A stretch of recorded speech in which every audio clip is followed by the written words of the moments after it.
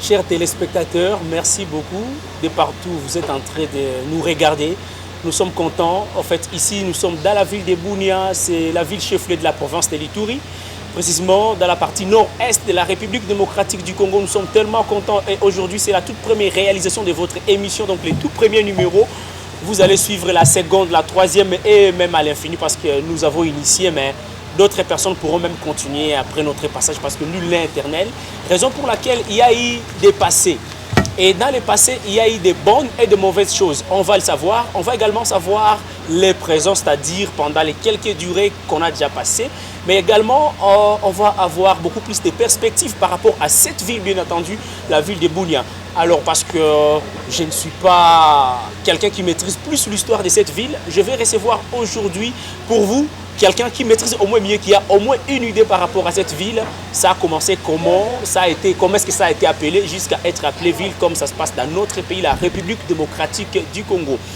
Alors, je vais me présenter, vous me connaissez peut-être, mais moi je m'appelle Zachary Asimoni et pour vous je vais recevoir Monsieur Ferdinand Fimbole Bilier, c'est l'ancien maire de la ville, vous comprenez, il a été à la juridiction même de cette ville, c'est qu'il a au moins une connaissance et on va les recevoir.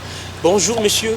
Oui, bonjour monsieur le journaliste, bonjour à tous ceux-là qui sont en train de nous suivre à cet instant. Alors, nous avons l'honneur de vous recevoir aujourd'hui dans cette émission. Dites-nous, est-ce que la santé ça va, tout va bien? Oui, si tout va bien, on n'a pas de soucis par rapport à la santé, ça marche, tout roule bien. Bien, et nous avons au moins la première question, c'était de savoir la ville de Bunia, comment elle a été créée, comment la ville de Bunia est arrivée à être appelée ville. Si vous pouvez revenir du début au moins jusqu'ici. Bunia, ce n'est pas un nom qui est tombé du ciel pour porter le nom de l'entité que nous connaissons aujourd'hui sous l'appellation Bunia. Officiellement, dans l'annuaire officiel, Bunia a commencé à être appelé ici à partir de 1921 à peu près. Et comme vous le savez, nous étions dans les districts autrefois appelés les districts de l'Ituri.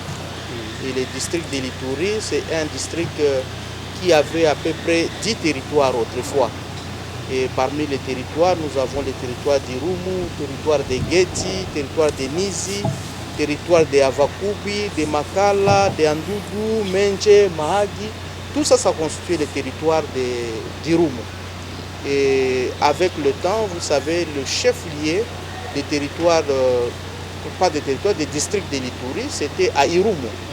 C'est Irumu qui était considéré comme le chef-lieu du territoire. Parce que pour l'homme belge, le colonisateur, d'abord il y avait 3 centres qui étaient proposés comme chef-lieu du territoire des districts de l'Ituri.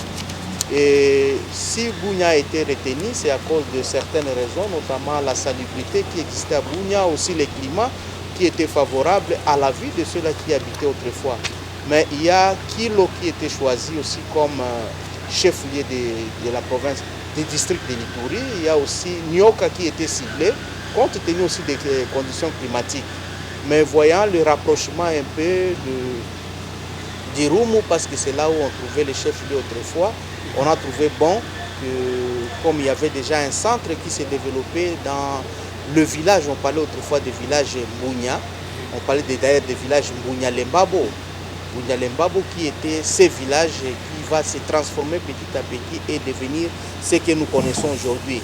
Et Bunia-Lembabo ici, c'est un chef qui était un chef de village qui était dans l'entité, qui dirigeait l'entité qu'on appelait Lembabo, aujourd'hui connue sous l'appellation de Lembabo, qui était un des villages de la chefferie de Basili et qui va petit à petit se transformer parce que là il y avait notamment le chef Mbunya Lembabo aussi qui dirigeait ces villages à côté du grand centre parce que Bunya qu'on connaît aujourd'hui c'était un petit centre commercial dans l'entité ici, un petit centre commercial qui ne connaissait que la présence de 2 opérateurs économiques.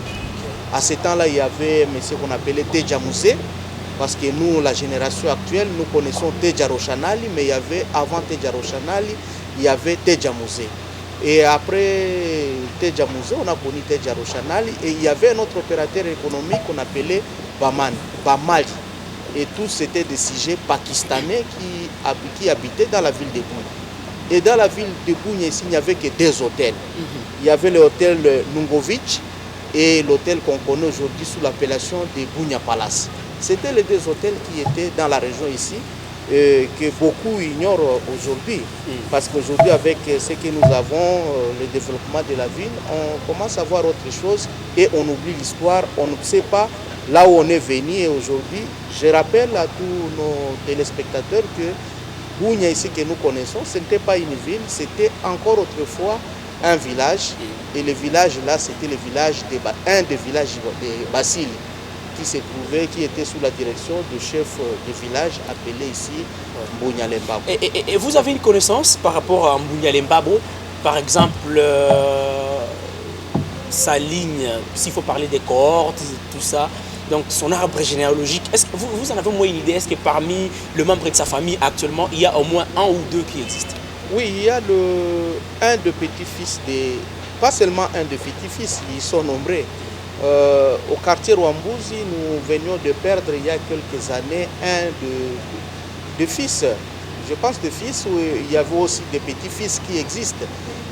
Il y avait papa Alexandre qui est décédé au niveau du quartier Rwambouzi aujourd'hui, où on trouve le membre de sa famille. Ça, c'est une lignée directe.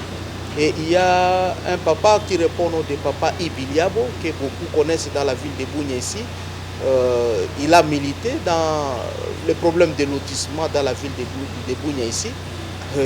Très souvent, il est connu sous le nom de terre rurale parce que lui, il milite beaucoup sur les terres rurales. Il a toujours mené une lutte pour ne pas perdre les terres rurales. Et c'est comme ça on l'a surnommé terre rurale.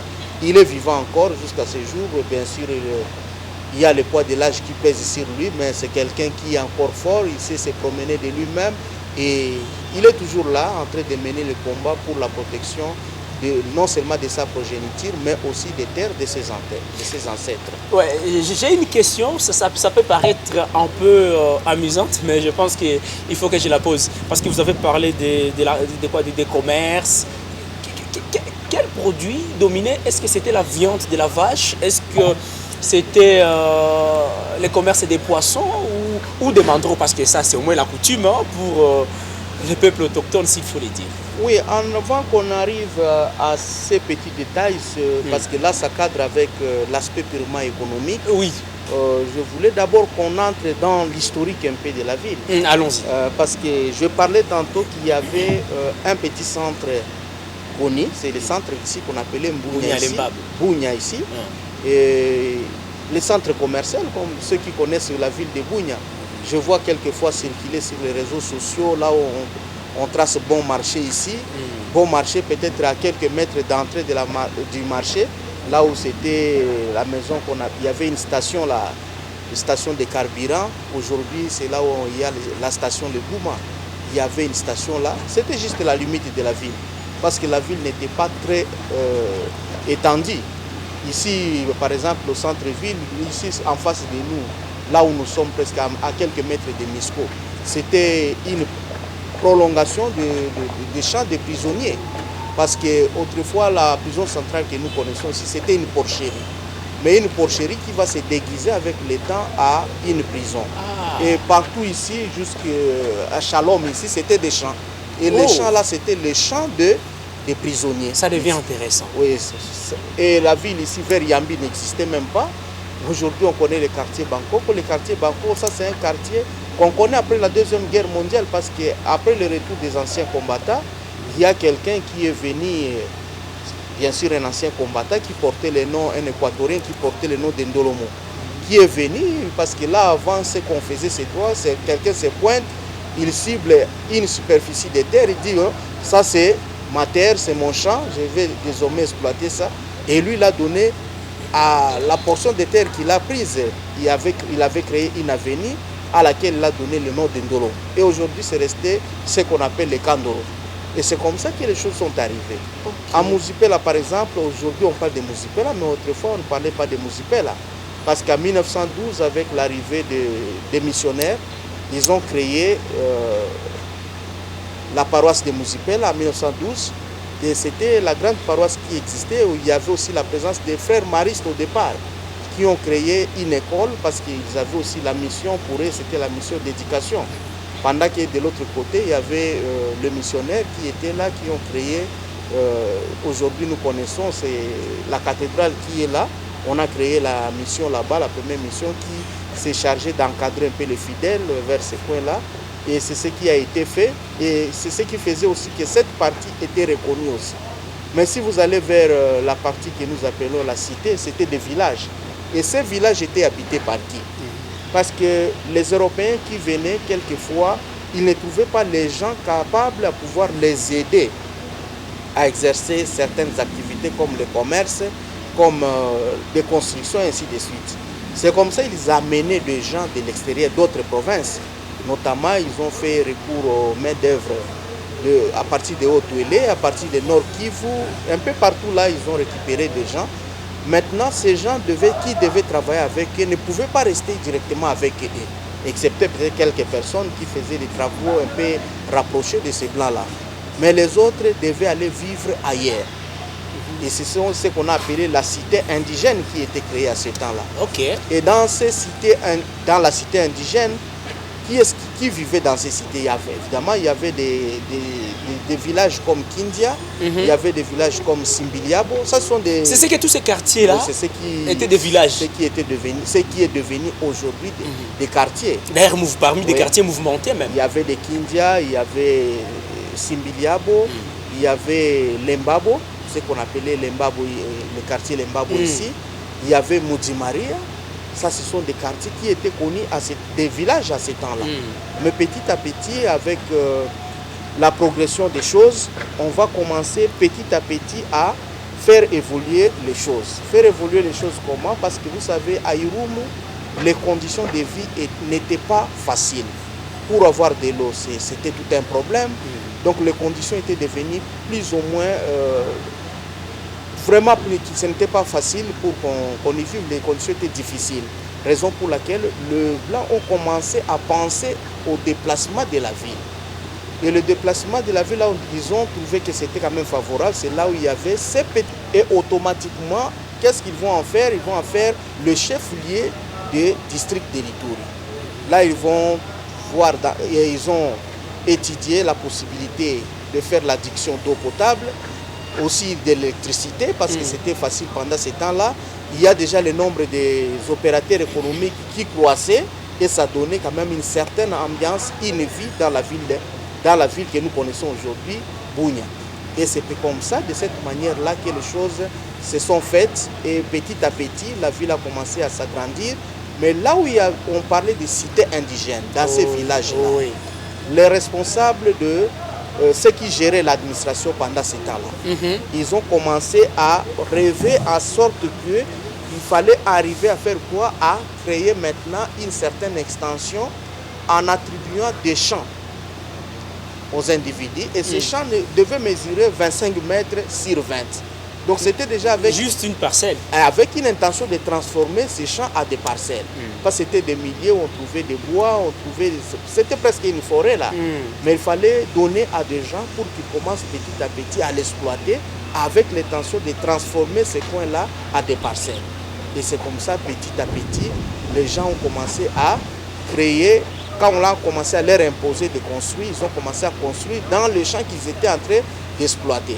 Et c'est ce qui avait permis aux Blancs autrefois de tracer facilement les routes, les voies publiques. Pourquoi? Parce qu'en amont, les Blancs ont commencé déjà à concevoir en amont le plan de l'urbanisation. Mais aujourd'hui, c'est juste le contraire, ce que nous sommes en train de connaître. Donc tout doit être prévu et c'est de cette manière-là que petit à petit, les choses vont commencer à s'agrandir.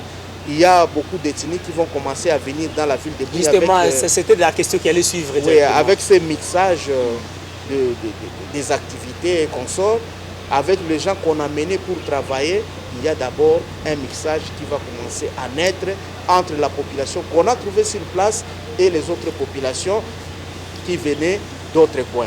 Monsieur, ça vous interrompre, s'il vous plaît. Et maintenant, comment ces gens vivaient? Est-ce que il y avait des différends? Est-ce que les gens ne vivaient pas bien? Est-ce qu'il y avait toujours des étiraillements? Parce que quand il y a d'autres peuples qui venaient de l'Est et de l'Ouest, à l'Ouest peut-être jadis des différents villages, ou pour dire actuellement de la ville de Bunia, est-ce que les gens n'étaient pas accueillants ou c'était comment? Bon, à dire vrai, les histoires que nous sommes en train de connaître ici, ce ne sont pas les histoires qui ont existé autrefois.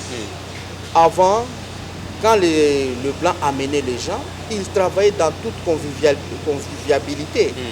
Il n'y avait pas de tension entre les gens. Ce n'est pas pour autant qu'il n'y avait pas de différends, il n'y avait pas de conflit entre les gens. Ouais. Les gens se battaient, les gens se bagarraient, parce que dans toute société où il y a des hommes, on ne peut pas manquer de conflits. Ah oui, justement. Mais ils avaient leur manière de régler les conflits. Pas seulement leur manière de régler les conflits, il y a aussi l'État. L'État qui réglait avec sévérité certains faits qui tendaient à amener les désordres dans la société. Et c'est ce qui fait que chaque fois qu'on posait un acte, les gens étaient regardants pour voir quelles sanctions devaient suivre. Ce qui n'est pas le cas aujourd'hui. On peut tuer, on peut faire ceci, on se promène comme s'il n'y a de rien. Mais autrefois, c'est l'État qui avait le rôle de sévir avec fermeté tout ce qui compromettait à la sécurité, à l'ordre.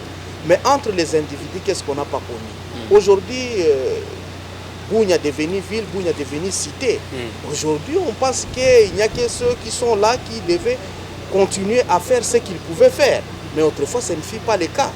Je vais te surprendre en disant que quand il y avait le poste, quand on a créé avant qu'on arrive au centre extra-coutumier, il y avait des postes d'État. Et les animateurs de ces postes d'État, le tout premier, c'était un sujet belge qu'on appelait Monsieur Pierre. C'est lui qui a dirigé les postes d'État. Mais dans le village, il y avait des chefs de village qu'on appelait communément les capitas. Le tout premier capita, par exemple, qui a régné ici, dans la ville, ici, dans la cité. C'est capita qu'on appelait capita Moké. Ça, c'est un sujet boudou. Okay. Un sujet boudou du Haut-Touné. Ouais. Il y avait, après lui, il y avait un autre sujet qu'on appelait Makabo. Makabo, ça, c'est un sujet laisse. Bien sûr, un laisse est venu de Mambasa. Oui. Après Makabo, il y avait un autre sujet qu'on appelait Matete. Ça, c'est un maçon qui aidait, mais il est devenu capita. Matete, je parie qu'il a contribué peut-être à la construction du pont Matete. Bon, Matete, parce que le nom, ça marche. Dont on fait allusion ici, Matete, tu vois, celui qui a... On n'a pas construit, le pont ne s'appelle pas Matete. En fait, il y avait un bar très reconnu, très réputé dans la cité de Bunia qu'on appelait Bar Matete. Et c'est comme ça, presque l'avenue est restée, ça porte le nom de Matete. Vous arrivez le pont, ça porte le nom de Matete. L'adressage, on parle de Matete, c'est en référence au bar. Mais Matete ici, ça c'était un maçon, le maçon de quelqu'un dans une société qui travaillait. Mais comme il a gagné la confiance de Blanc, la confiance de ses supérieurs, à cause de son zèle, on était obligé de lui confier la gestion d'un village. Et ce n'est qu'après, quand on a créé le centre extra-coutumier, que les Blancs ont cherché une personne qui pouvait mettre tout le monde ensemble, une personne non conflictuelle, une personne qui pouvait conjuguer avec tout le monde et un autochtone de la place. Et c'est comme ça, avec le concours de l'Église catholique, par l'entremise du missionnaire qu'on appelait Matisen. Matisen a choisi, oui, Matisen était un blanc, un missionnaire. Matisen, qu'est-ce qu'il va faire? Matisen va aller à Irumu pour aller choisir une personne qu'il a estimé, d'ailleurs c'était un catéchiste, répondant au nom de Mbunya ici. C'est lui qui va venir maintenant ici pour faire quoi? Pour commencer à diriger la ville ici. Et en dirigeant la ville, il va continuer à faire vivre la situation jusqu'au départ presque de Blanc. C'est lui qui était là, c'est lui qui était en train de gérer la cité. Et petit à petit, le centre commercial ici va être érigé en un grand centre coutumier. Et ça va petit à petit commencer aussi à s'étendre dans la région ici pour devenir ce que nous sommes en train de connaître petit à petit aujourd'hui, la cité de Bunia, et à un moment ça va se transformer à la ville de Bunia. Et c'était beau à vivre. Hein? Et des fois, les gens lisent des choses sur les réseaux sociaux. Ils ont besoin de savoir, même de goûter un peu, parce que sûrement, on était en train de parler de l'économie, des sociales. Les Mandros, c'est parmi nos références des boissons. Parlons-en parce que là... On va rentrer sur cet aspect économique parce que Bunia que nous connaissons aujourd'hui, ce n'est pas Bunia qu'on connaissait autrefois. Parce qu'il y a certaines valeurs qui sont restées gravées dans le mémoire des gens qui connaissent l'Ituri. Ouais. L'Ituri, Bunia autrefois était appelé Bunia Viande. Ouais. Peut-être aujourd'hui, beaucoup de gens ne comprennent pas pourquoi Bunia était appelé Bunia Viande. Chaque groupe de peuple avait des activités et des activités bien précises. Ouais. Par exemple, pour les Hema, c'est un peuple connu comme peuple éleveur. Il y a, vous prenez le peuple Bira, ce sont des peuples agriculteurs. Ouais. Vous allez chez les Alours, ce sont des agriculteurs. Vous allez vers Arou, ce sont des grands éleveurs. Ouais. Et il y a aussi des grands agriculteurs de ce côté-là. Vous allez à Mambasa ici, ça c'est un grand centre de production de riz. Mais aujourd'hui, toutes ces valeurs, nous les avons perdues. Vous allez en Djougou de l'autre côté, on a les lacs les plus poissonnés, parmi les lacs les plus poissonnés du monde, qu'on appelait Vutanzigue ici. Hein? Aujourd'hui appelé lac Albert, autrefois. C'était quoi Vutanzigue? Vutanzigue, un lac qui attirait les sauterelles. Hein? Donc on parlait de Vutanzigue. Et aujourd'hui, voyez tout ce qui nous arrive. Vous voyez tout ce que nous sommes en train de perdre comme valeur. Une parenthèse, Vutanzigue, c'était à quelle langue? Parce que apparemment, vous traduisez ça par dire les lacs qui attirent. En fait, c'est le Swahili. C'est le Swahili, c'est ma. Yeni Kumvuta, Manzigue, c'est sauterelle. Waouh!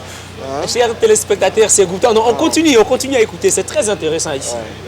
Donc, c'est ça. Ça, ce sont les activités principales connues dans la ville de Bunia.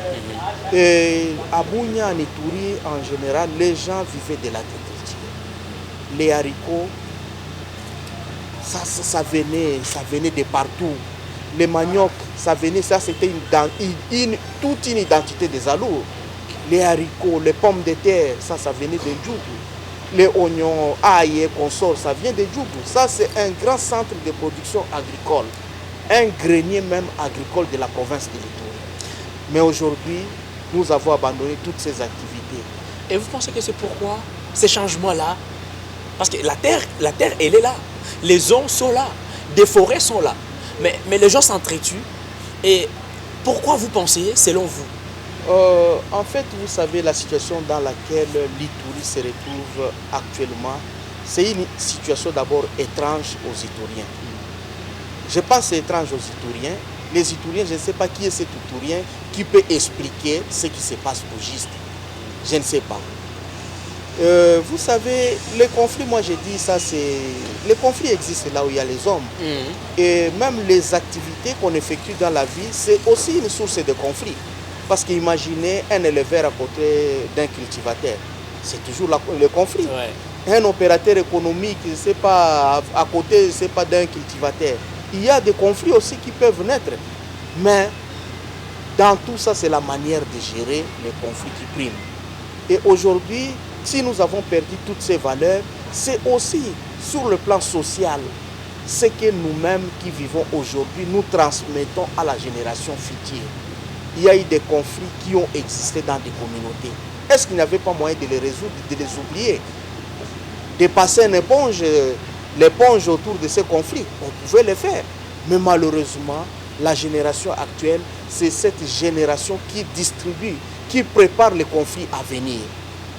Nous avons étudié, même dans les écoles où nous avons étudié, on dit que le mariage le plus souvent, c'est un élément qui résout les conflits dans la communauté. Mais aujourd'hui, vous allez trouver qu'il y a des groupes, des ethnies qui se réunissent, qui disent que tel ne peut pas marier dans une autre ethnie, tel ne peut pas faire ceci, on ne peut pas vivre ensemble. Vous voyez, ce sont nos ennemis de tous les temps, il ne faut pas les considérer. Ça, ce sont les germes de haine que nous plantons dans le cœur de nos enfants. Et c'est très dangereux, très dangereux. Ça peut faire disparaître toute une civilisation. Pourquoi? Parce qu'on ne sait pas apprendre aux enfants des valeurs positives, mais on est là seulement pour leur apprendre des valeurs négatives. Aujourd'hui, vous pensez qu'on a toujours parlé des conflits entre l'Hindou et Hem. Est-ce que ces conflits-là ne peuvent pas trouver une solution? On a vécu des graves conflits dans le monde plus que cela. Hein? Mais aujourd'hui, les gens ont trouvé comment résoudre ces conflits et enterrer tout ce qui les divisait autrefois et vivre une vie nouvelle. Est-ce que nous ne sommes pas en mesure de le faire? Autrefois, on croirait que ce sont des gens qui n'ont pas étudié, qui seraient exposés à ce genre de conflit. Mais aujourd'hui, avec les générations intellectuelles, c'est trop grave encore, les conflits que nous sommes en train de vivre. Et je me demande à quoi ça sert les études que nous sommes en train de faire. À quoi ça nous aide? Est-ce que nous étudions pour nous enterrer nous-mêmes, pour enterrer nos progénitures, pour enterrer les générations à venir? Gérer, c'est trop dangereux. Et moi, je trouve que cette émission est tellement bénéfique et c'est une émission qui porte beaucoup de valeurs, beaucoup de leçons. D'ailleurs, moi, j'ai mon stylo. Tout ce qu'on est en train de dire ici, je suis en train de prendre également quelques notes. Je pense qu'elle est tellement importante. Dites-nous ce que vous pensez de tout ce que notre invité est en train de dire ici, dans les commentaires, bien sûr. Et on va tenir compte dans nos prochaines émissions. En tout cas, n'hésitez pas. Il y a tout là-bas. Il y a notre adresse email. Il y a nos contacts. Tout. Laissez tout dans les commentaires. On reviendra vers vous avec des précisions sur toutes les questions que vous allez poser. Peut-être que j'ai été limité. La réalisation était limitée avant même la mise en ligne de l'émission. Mais sinon, on continue avec notre émission. Parlons un peu des richesses que nous avons, parce qu'on peut avoir quelque chose qu'on ne veut pas mettre en valeur. Vous avez déjà balayé plusieurs questions. On avait prévu au moins 10 questions. Vous avez déjà balayé au moins 7 questions ou 8 questions comme ça au même moment. Peut-être nous n'arrivons pas aussi à protéger certaines valeurs que nous avons, parce qu'apparemment, il y a même l'explorateur Stanley qui était passé par la ville de Bunia, aussi par les environs de la ville de Bunia. Moi, je pense que c'est mieux d'en penser, parce qu'il y a des gens qui veulent visiter certaines villes, y compris la ville de Goma, juste dans la province voisine du Nord Kivu. Les gens visitent le parc parce qu'il y a des sites touristiques. Mais chez nous, je trouve qu'il n'y en a pas, ou soit s'il y en a, veuillez au moins nous en dire. Ça va peut-être attirer l'attention de tout ce monde qui nous regarde pour venir également chez nous pour cette fête. Il y a un adage qui dit le plus souvent, le maïs grandit auprès de personnes qui n'ont pas de dents. Malheureusement. Malheureusement. Ce que l'Ituri regorge, sans pour autant voir ce qu'il y a sous la terre de l'Ituri, je pense que c'est amplement suffisant pour développer l'Ituri. Aujourd'hui, les gens quittent l'Europe, l'Asie, l'Amérique, je ne sais pas où, pour venir contempler seulement un pygmée. Mais nous, nous vivons avec le pygmée, nous ne savons pas que le pygmée constitue une richesse pour nous. Ça, nous ignorons, nous ne savons pas. Aujourd'hui, on parle de l'Ituri, il y a la grotte qu'on appelle la grotte de Mont Oyo. Ah bon? Une grâce, une bénédiction pour l'Ituri. Wow. Mais que personne ne veut entretenir, personne n'en parle. Nous avons les okapis. Marcher dans le monde, les gens viennent entretenir nos okapis. Les gens viennent voir les okapis qui se trouvent dans nos parcs. Mais chez nous, ça ne nous intéresse pas. Nous avons le lac appelé le lac le plus poissonné du monde, où on sortait un gros capitaine qui mesurait presque la taille d'un homme. Mais personne ne sait quitter de chez lui à moins de 100 km, de 50 km pour aller voir, pendant qu'il y a des gens qui quittent des milliers de kilomètres pour venir contempler les eaux du lac Albert. Nous avons la grande forêt à Mambasa ici. Je ne sais pas qui se donne la peine. Nous étudions ça dans les livres comme une aventure. Mais allons contempler cette réalité sur le terrain. Les espèces de bois rares qu'on ne trouve nulle part au monde, mais nous trouvons ça en Ituri. Mais personne ne sait exploiter ça. Et je pense que l'Ituri, vraiment, Dieu a créé l'Ituri. En créant l'Ituri, je pense que à un certain moment, je me dis, Dieu peut-être était fatigué du fardeau qu'il portait, il l'a déposé à nous. Parce que nous avons toutes les sortes de richesses. L'or, il y en a. Les diamants, il y en a. Le coltan, il y en a. Il y a des richesses qui ne sont pas encore découvertes.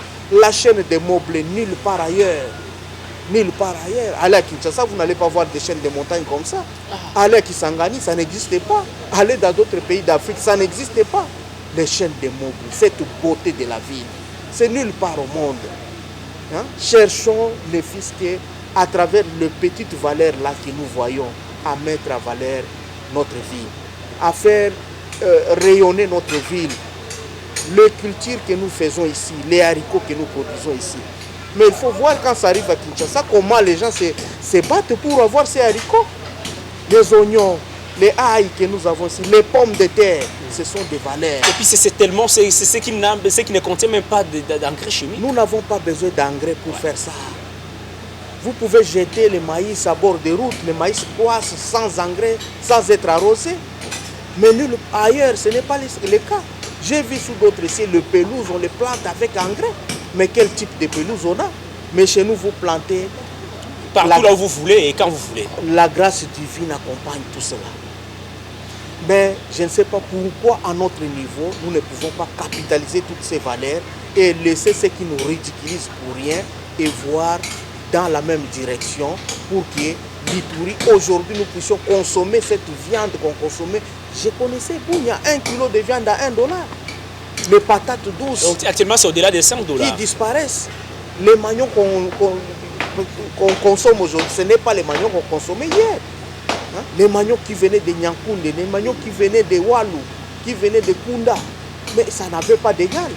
Mais aujourd'hui, nous avons perdu ces valeurs à cause de futilités que nous sommes en train d'entretenir, à cause de conflits inutiles qui ne nous font pas avancer. Et aujourd'hui, c'est tout le monde que vous trouvez, même les grands opérateurs économiques qui veulent aller exporter même les haricots de l'Ouganda vers le Congo. C'est une honte à un certain niveau, je pense qu'on doit s'arrêter. Le riz que nous consommons ici, le riz presque sans goût, c'est comme si on était en train de mâcher des caoutchoucs dans la bouche. Mais nous avons de bons riz à Mambasa ici. Autrefois, on a expérimenté à Commande et d'autres. Oui. On a donné des riz de meilleure qualité. Les haricots, n'en parlons pas. Ce sont toutes les espèces de haricots que nous avons ici. Les pommes de terre que nous avons ici. C'est nulle part ailleurs. Mais nous perdons beaucoup de temps à faire des choses qui ne nous avancent pratiquement à rien, oubliant les grandes valeurs que nous avons. Aujourd'hui, tout le monde préfère aller creuser de l'or et de n'importe comment. Et je pense que sur cet ordre de l'Ituri ici, il faut qu'on réfléchisse beaucoup. Et aujourd'hui, je n'ai pas peur, je n'ai pas froid aux yeux pour dire que l'or de l'Ituri, c'est ce qui tue les Ituriens. Alors, je pense que vous avez suivi mon invité, je rappelle, il est tellement quelqu'un qui maîtrise bien cette province, pour ne pas dire seulement de cette ville de Bunia. D'ailleurs, vous venez de suivre, selon lui, l'or des Ituriens fait partie des choses et peut même être au centre de ce qui tue l'Iturien. Alors, nous devons être tous en soi à Lingala. Permettez, si vous n'écoutez pas Lingala, je vais le dire, on dit Tozala et Kenye. Donc, soyez prudents, soyez tellement prudents pour voir tout ce qui passe autour de nous. Peut-être nous entretenons pour rien. Et donc, nous allons conclure avec notre émission. Peut-être il y a une question que j'allais peut-être vous poser, mais je ne vous ai pas posée et qu'il fallait que vous disiez, que vous dites quelque chose. Et dites-le, comme ça on va directement dire au revoir à nos téléspectateurs. Oui, je pense qu'il y a beaucoup de choses à dire. Il y a beaucoup de choses à dire parce que là où nous avons touché, c'est que beaucoup de gens sont en train d'ignorer. La ville de Bunia a une histoire, la province de l'Ituri a une histoire. Et tant qu'on ne mettra pas en pratique l'histoire de la ville de Bunia, nous allons continuer à patauger. Tant que nous n'allons pas nous référer aux valeurs culturelles de l'Ituri, nous allons nous perdre. Et nous sommes sur ce point-là de perdre de la boussole. Aujourd'hui, on se laisse expliquer de l'histoire de Bunia par ceux-là qui n'ont la maîtrise d'aucune chose de la ville de Bunia ou de la province de l'Ituri. Il y a des gens qui ne sont pas Ituriens, qui se font plus Ituriens que les Ituriens eux-mêmes. Et c'est nous qui leur accordons cette chance. C'est nous qui faisons qu'ils se comportent ainsi.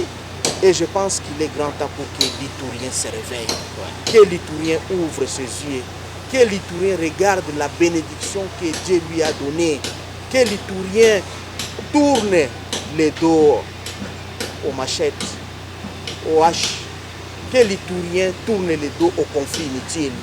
Pendant qu'il est distrait dans ce genre de choses, les autres en profitent et ils sont en train de capitaliser cela pour faire leurs affaires et au détriment de l'Iturien lui-même. Donc l'Iturien a tout intérêt de regarder son passé, de regarder comment il a vécu, de regarder ses valeurs culturelles et à un moment s'arrêter et dire nous arrêtons et maintenant nous voulons reconstruire l'Ituri. Que nos vaches qui sont à l'extérieur, en Ouganda, en Tanzanie, au Rwanda, puissent rentrer au Congo. Que nos vaches qui sont dans les autres provinces puissent rentrer. Le lieu par excellence, le lieu qui a été sacrifié pour paître ces bêtes, c'est l'Ituri. Et c'est ce que nous attendons. Que les gens reviennent à la culture de Nyakenya que nous connaissions autrefois. Que les gens reviennent dans les champs de riz. Que les gens reviennent dans les champs de maïs, de patates douces. les champs des haricots et consorts. C'est ce qui peut faire rayonner l'Ituri et c'est ce qui peut faire connaître autrement l'Ituri. Ne continuons pas à être distraits et à nous distraire nous-mêmes, sinon un jour nous risquons de nous perdre nous-mêmes. Parfait, c'est très bien, c'est fini par là. Je me suis limité à dire que M. Ferdinand Fimbolé-Billié, que nous recevons dans la toute première émission, les tout premiers numéros de Face aux questions, il était maire de la ville de Bunia il n'y a pas longtemps. Mais également, à part ça, j'ai dit que c'est aussi un enseignant. S'il y a autre présentation par rapport à ça, ça allait être à lui peut-être d'ajouter. Et puis je vais vous dire au revoir. Monsieur, à part être ancien maire de la ville, parce que je vois, vous êtes un homme modeste, vous êtes tellement réputé pour la ville de Bunia, apparemment vous avez un parcours, vous avez tellement beaucoup de tâches à faire pour cette ville. Oui, en fait, au-delà d'être maire de la ville, parce que l'histoire doit nous reconnaître les tout premiers maires de la ville de Bunia et le dernier chef. Et vous avez fait beaucoup d'années, hein? Le dernier chef de la cité de Bunia. Ouais. Je suis parmi les derniers chefs de la cité de Bunia et les tout premiers maires de la ville de Bunia. Ouais. Je pense pour cette ville, nous avons toujours rêvé grand. Et pour qu'on arrive à réaliser tout ce que nous sommes en train de penser, ça demande la solidarité entre les personnes qui vivent dans la ville de Bunia. Nous n'avons pas intérêt à nous exclure mutuellement, tel et de tel point il faut le rejeter, tel et de tel point il ne faut pas le prendre en considération. Non, c'est cette diversité qui crée la valeur aux hommes. Le fait de vivre ensemble, le fait de rester avec les gens de multiples connotations, de multiples couleurs, de multiples ethnies, ça nous fait épanouir. Parce que quand on est seul, on veut évoluer en solo le plus souvent, on n'a pas beaucoup d'atouts pour avancer. Mais c'est avec les autres qu'on peut mieux faire. Je pense que l'Ituri a encore un avenir. L'Ituri peut compter sur ses fils, sur ses filles pour faire avancer les choses. Et surtout, ce qui peut nous faire encore avancer, c'est d'arrêter avec les conflits inutiles qui nous distraient, qui ne nous avantagent pratiquement à rien. On passe 10 ans, 20 ans à faire la guerre, on est dans la brousse, on n'étudie pas, ça ne nous fait que reculer. Et ce sont les autres qui en profitent parce qu'il faut étudier leurs enfants. Ils donnent la chance à leurs enfants d'aller dans de bonnes écoles pendant que nous sommes dans la distraction. Demain après demain, nous allons encore regretter que nous ne sommes pas représentés. Pourquoi? Parce que les nôtres n'ont pas eu le temps d'étudier. Et ça ne nous fait que reculer. Nous avons tout intérêt de vivre ensemble, de communier ensemble et de voir dans une même direction. Ça fera la beauté, la bonté aussi. Et ça fera aussi le meilleur avenir pour l'Ituri. Bien. Vous me voyez en train de plier déjà mes bagages, c'est-à-dire que nous sommes en train de clôturer avec notre émission.